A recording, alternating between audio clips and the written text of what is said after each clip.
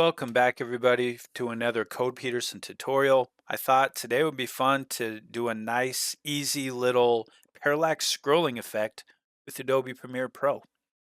I have an image down here I found on Unsplash or Pixabay, I can't remember which, but both are great web pages to find free images and assets to use to practice with or for your projects.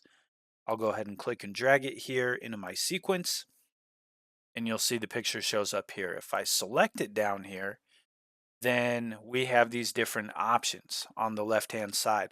Now, what I want to do is I want to create this effect like you'll see it on ESPN and these other places where they'll have images on TV and then it's like the camera is kind of zooming through the picture and all the elements are zooming at different speeds and it kind of adds a little bit of three-dimensionalism, I guess I'm trying to say, to the project. And with this one here, I see we could use the background. We could use these two athletes here, and we could use possibly the ball as a third object. So for each of those, I will go ahead and hold down Alt on my keyboard, and I'm going to click and drag this layer to make a copy of it. I'll click and drag and go up again. Now on these top two, I'm going to make those invisible for right now, and I'm just going to focus on the first layer. All right, so this one is easy because this will be the background layer. All I need to do is go here to where it says motion and where it says scale and make sure that my line here is all the way on the left hand side. And if I select the stopwatch for scale and then I bring this all the way to the right hand side, and to begin with, I don't want the background to scale very much. I just want it to be kind of subtle. So I might start here with like 103% and then press enter. Now when I click and drag this, the left to the right, you can see we do have a little bit of scaling going on in there. All right, we're done with the first layer. Now we'll go to the second layer.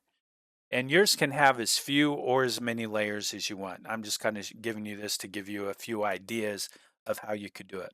So selecting the second one on here, making sure that this line is all the way to the left, and I'll make this layer visible by clicking the eyeball again, so now it's visible. I can go over here to where it says opacity. And we have these different options under here from opacity. One of them is this little pen tool.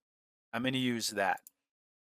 So it's up to you how accurate you want to get with this pen tool, but I'm going to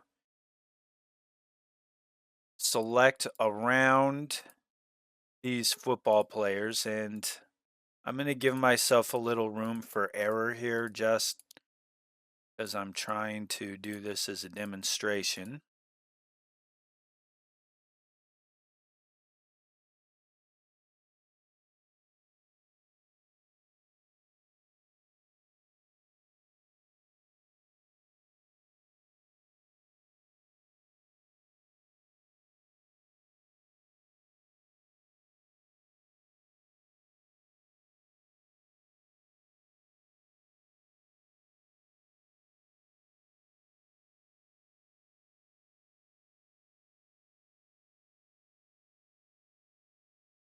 And I'll finish my layer there and you can see I've completed the selection. Now it might be easier to see if I hide this bottom layer for right now. You can kind of see here how dramatic this cut is on the outside, and that could be kind of noticeable. So they do give us some options where I can go over here and I can change the expansion if I want. I can increase if I click and drag, or if I type in a number, I can expand that selection out a little if I want. Another thing I can mess with is this mask feather.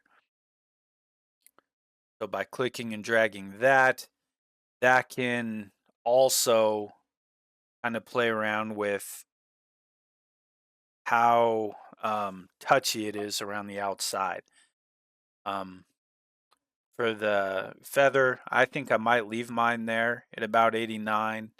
And then for the expansion, I may just bring this in a little bit so it's a little closer to being around the players. And I think that that will work pretty well. With this one, I then want to go up here to scale, and I'll do the same thing I did before. I'll click the stopwatch on the left-hand side. I'll bring it over to the right-hand side. And for this one, I want it to zoom a little faster. So maybe I'll try something like 108 for instance. So that I think my other one was like 103.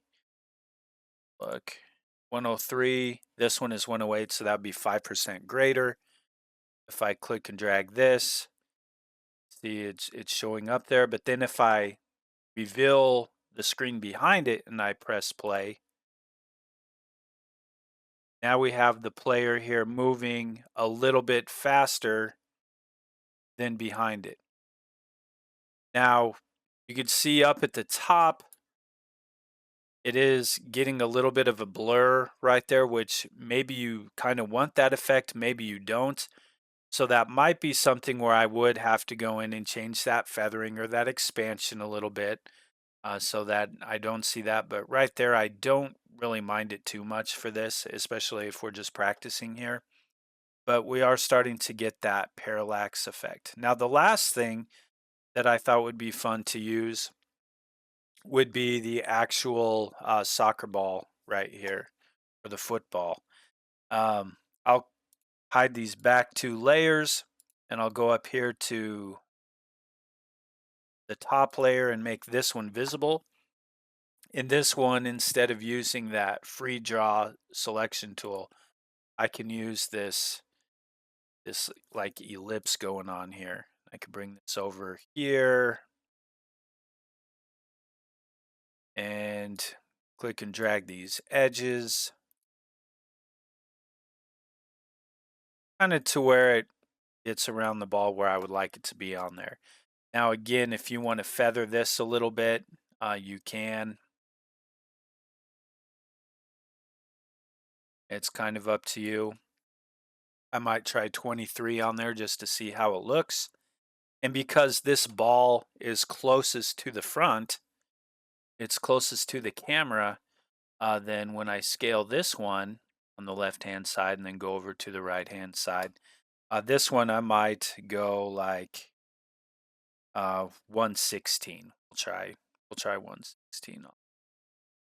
See how it looks.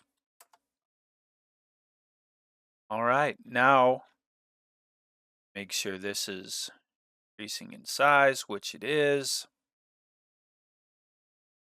We'll make all three of these layers visible. And now when we push play,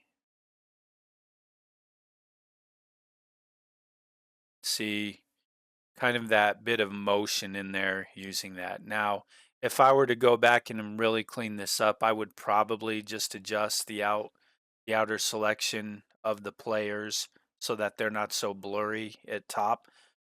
But I would possibly leave the soccer ball being a little bit blurry like that because, just from the depth of field and everything, I think that would kind of be a cooler effect. But either way, that gives you a few things to start trying out with this.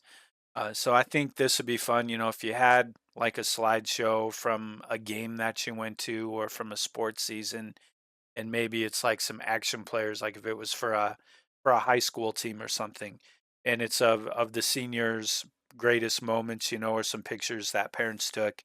Instead of just showing the regular slideshow, you could take those pictures and kind of do this effect with those.